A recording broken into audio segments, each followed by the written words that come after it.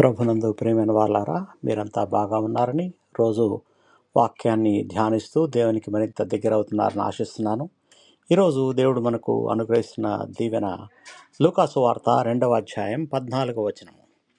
సర్వోన్నతమైన స్థలంలో దేవునికి మహిమయు, ఆయనకిష్టులైన మనుషులకు భూమి మీద సమాధానం. ఆయనకు ఇష్టులైన మనుషులకు మాత్రమే భూమి మీద సమాధానం అనుగ్రహించబడింది.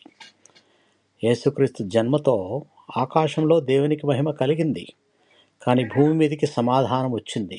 కానీ ఈ సమాధానము అందరికీ కాదు, కానీ కేవలము ఆయనకు ఇష్టులైన ప్రజలకి, ఆయన ఏర్పరచుకున్న వాళ్ళకి, ఎవరైతే ఆయన్ని స్వకీయ రక్షకుడుగా అంగీకరించారో, ఎవరైతే ఆయన నిజమైన దేవుని కుమారుడని విశ్వసించారో, ఆయన చిత్తానికి లోబడి క్రీస్తును నమ్మి ఆయన మార్గంలో నడిచే వారికి మాత్రమే భూమి మీద సమాధానము. యేసు మన హృదయాల్లో రాజుగా నిలిచినప్పుడు కుటుంబాల్లో, సంఘాల్లో, సమాజంలో సమాధానం ప్రవహిస్తుంది. ప్రార్థన చేసుకుందాం. మమ్మల్ని మిక్కిలిగా ప్రేమించిన మా ప్రియ పరలోకపు తండ్రి, మాకు రక్షకుడైన యేసును అనుగ్రహించినందుకు మీకు కృతజ్ఞతాస్తుతులు, వందనాలు. మా హృదయాల్లో మీ సమాధానాన్ని నింపండి.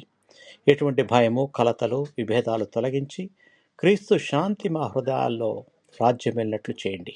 మేము మీ చిత్తానికి లోబడి నడిచి మీకు మహిమకరంగా జీవించినట్లు సహాయం చేయమని యేసు నామములో ప్రార్థిస్తున్నాము తండ్రి, ఆమేన్.